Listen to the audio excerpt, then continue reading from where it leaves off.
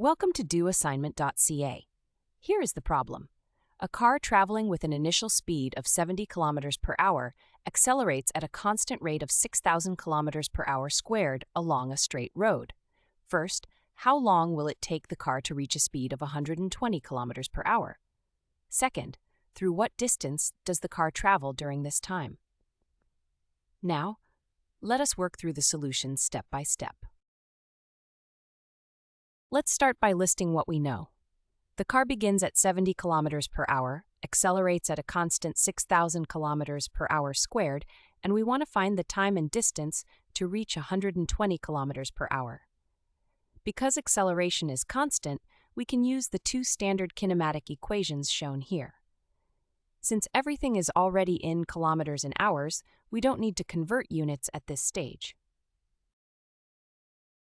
We use the velocity-time equation. Final velocity equals initial velocity plus acceleration times time.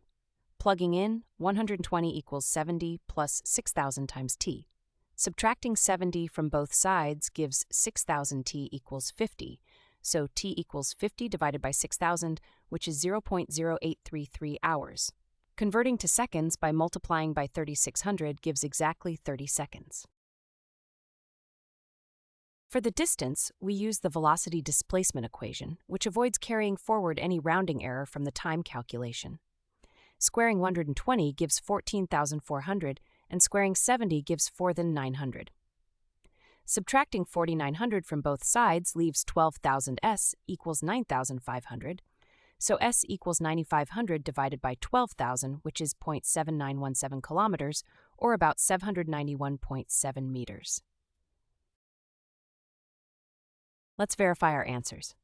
Using the displacement formula with initial velocity 70, acceleration 6,000, and time 0.00833 hours, we get 0.5833 plus 0.2083, which equals 0.7917 kilometers, matching our distance result perfectly. Plugging the time back into the velocity equation gives 70 plus 50, which is 120 kilometers per hour, confirming our time is correct. Both results are consistent.